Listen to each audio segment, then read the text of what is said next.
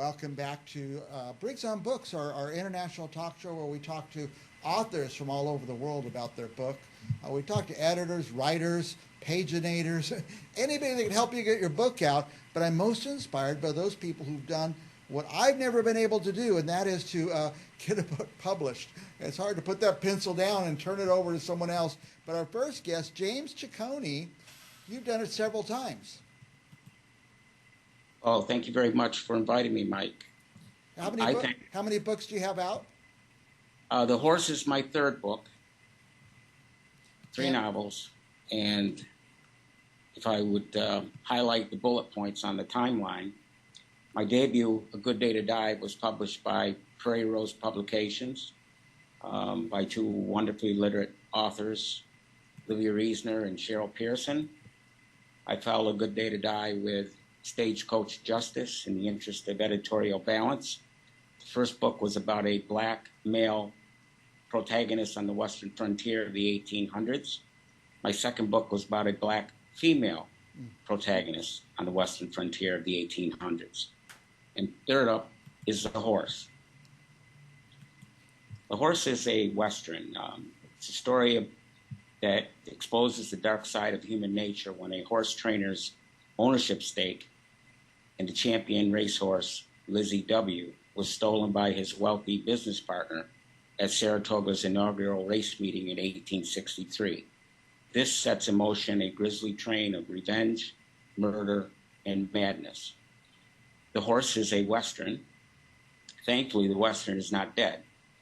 On the contrary, the Western stands at the threshold of what it means to be an American. Western stories fill our collective imagination and inform our sense of group reality. The catch for modern Western writers is to find something new in an old form. The Horse undertakes that challenge in several ways.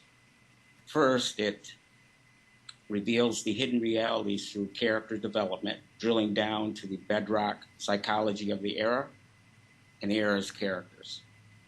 Many bear in mind that the novel is set in Civil War era Saratoga Springs in 1863, at a time when literally every sector of society was drawn to the thrill of thoroughbred horse racing, like moths to an open flame, while the rest of the country, at least in various pockets of the country, is still embroiled in an ongoing civil war. So there are racial and class conflicts in the novel that are impossible to ignore. The readers have shown interest in the kill scene, the psychology of the kill scene in the book that covers approximately 10% of the novel. That psychology harkens back to my experience as a trial lawyer, a prosecutor, and later as a defense counsel. So fairly well qualified to understand the psychology of the kill. And then the twists and turns of the courtroom scene are interesting to many readers. The story's denouement is in the courtroom scene. And by the way, the African Americans depicted in the story are depicted as real people rather than as hideous and comical stereotypes. That's new.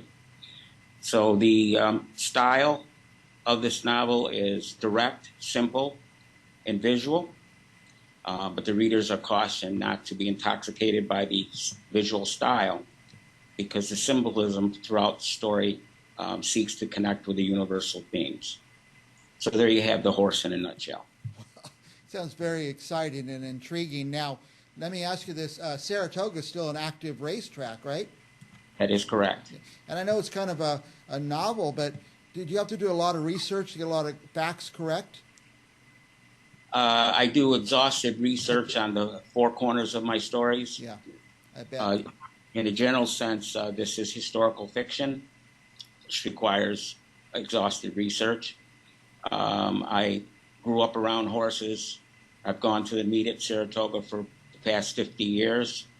So I'm fairly well qualified to write about horses and horse racing.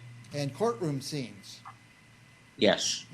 Now, I know you went to undergrad and then you went to law school, became a lawyer, but it seems like you were born to be a writer, that you wrote your whole life and got published very early. Yes, to highlight the bullet points on the timeline. I was published as a teenager. I graduated Colgate University, Wow.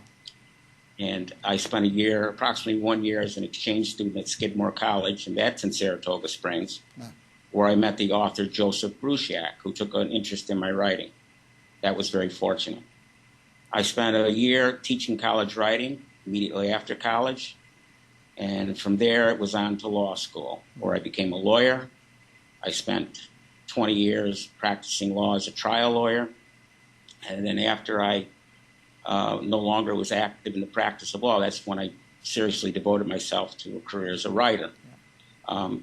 Funny story is what came out of that period was this dark, psychologically complex Dostoevsky-esque novel, a 1,000-page novel. I would call it a telephone book with complex symbolism and graphic violence. So thankfully I thought to send it to my sister to get her take on the novel prior to submitting it to a commercial publisher. Well, a word about my sister. She's wonderfully erudite, and she's been a voracious reader from an early age. So she had this telephone book for approximately 2 weeks. And then finally the telephone rings. It was my sister. She said she's completed the novel, pregnant, followed by a pregnant pause. And I said, well, what did you think about it? Followed by a second pregnant pause, followed by an audible sigh. And she said, oh, Jimmy, why don't you just write something people might like to read? So that was an idea that caught me right between the eyes. Yeah. And I said, pray tell, dear sister, what is it do you think that people might actually like to read?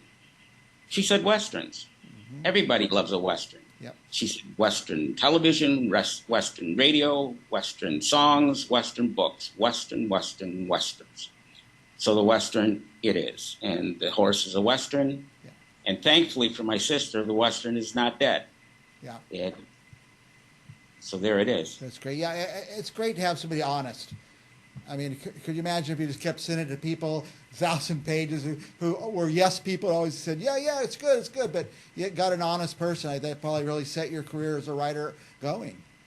Set it in the right direction. Yeah. And I always advocate that writers should seek to have their work reviewed first by a person who's smart and well-read, because those readers they may not be able to help you from a technical standpoint, but they can spot inconsistencies and non sequiturs. Like, let's say the house is white in chapter 3, and then for no reason the house is now red in chapter 7.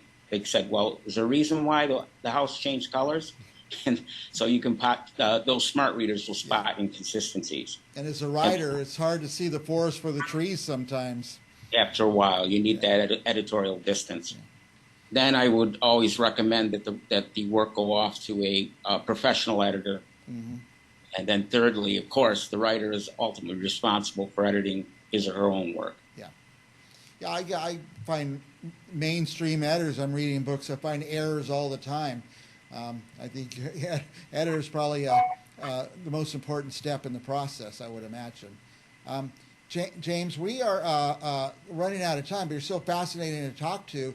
You know, many of our viewers are writers, people like me who've been writing, and we just can't get to the end. And I know once you get to the end, there's a whole other process that you have to go through to get the book out and promoted. Is that getting easier each time you finish a book? Well, the book has to gain some momentum online, and of course, there is an existential contribution it's made in artistic achievement that's unrelated to clicks. Mm-hmm. And if I can say a word about my publisher, Wang and Jean of New York, a diversity publisher. And what does that mean, a diversity publisher? Wang and Jean's stated mission is to publish stories that are excluded from the traditional mainstream, whether the basis for that exclusion is race, gender, sexual orientation, geographic origin, religion, physical or emotional challenge, et cetera, et cetera, et cetera. So, but when we take a step backward, we see that that's virtually everyone. Everyone falls into one or more than one of those categories. Mm-hmm.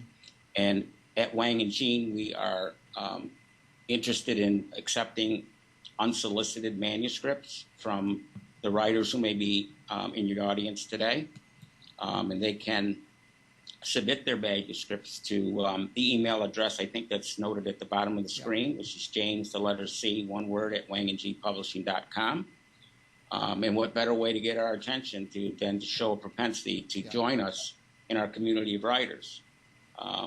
We encourage you to buy the horse. We encourage you to post a review online on Amazon. And, of course, the horse is available at Amazon Books. Yeah.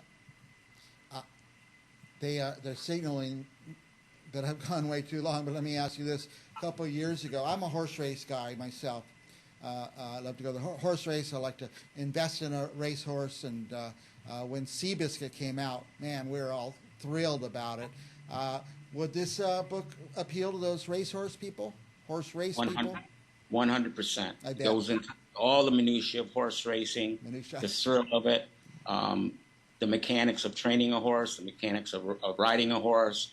And as I said, on the four corners of the story, the research on Saratoga's inaugural race meeting is exhaustive in this book. Wow. Yeah.